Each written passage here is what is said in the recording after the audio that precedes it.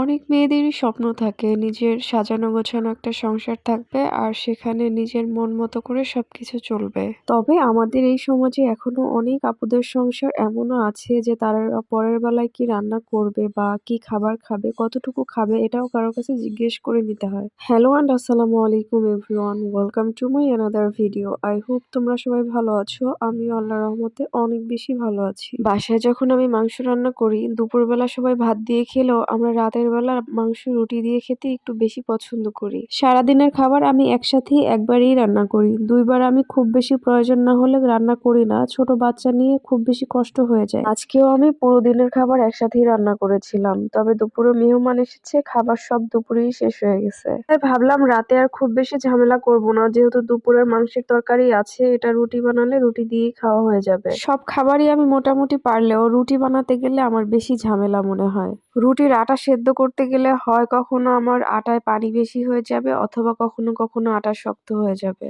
মা ছিল যখন, তখন মাই সবসময় আটা সেদ্ধ করে দিত। আমি আটা সেদ্ধ করতাম না, মা আটা সেদ্ধ করে দিত, আমি রুটি বেলে দিতাম। আমার এই কথা শুনে হয়তো কেউ বলতে পারেন যে 2 বাচ্চার মা হয়েছেন, এখনো আটা ভালোভাবে সেদ্ধ করতে পারেন না। শোনেন, তাদের উদ্দেশ্যে একটা কথা বলি, সবাই কিন্তু সব কাজ পারফেক্ট ভাবে পারে না। আমি এখানে রুটির জন্য 2 বেলার ডোই বানিয়েছি, কিছু সকালের জন্য রেখে দিব আর কিছু এখন বানাবো। আপনারা যারা রুটি খেতে পছন্দ করেন বা সকালের নাস্তায় প্রায় আপনাদের রুটি বানানো দরকার হয়, তারা কিন্তু এভাবে বেশি করে রুটির ডো বানিয়ে রেখে দিতে পারেন ফ্রিজে। আমি অনেকভাবেই ফ্রিজে রুটি সংরক্ষণ করে দেখেছি, তবে এতে ফলাফল খুব বেশি একটা ভালো হয় না। কিন্তু এভাবে যদি রাখেন একদম 100% খুবই ভালো ফলাফল পাবেন। প্রতিটা ডোতে যদি একটু করে আটা মাখিয়ে রাখেন, তাহলে একটার গায়ে একটা লেগে যাবে না। ফ্রিজ থেকে যখন বের করবেন তখন ঘেমে গেলেও সমস্যা হবে না, আপনারা সুন্দরভাবেই বেলে নিতে পারবেন। শীত পড়েছে পর থেকে তো রাতের বেলা ভাত খেতেই মনে চায় না, রুটি হলে একটু ভালো হয়। আমি ভাবছি এখন থেকে রেগুলার রাতে রুটিই খাবো। আমি যখনই রুটি বানাই আমি সবসময় রুটি বেলে দেই আর ও সবসময় রুটি ভেজে দেয়।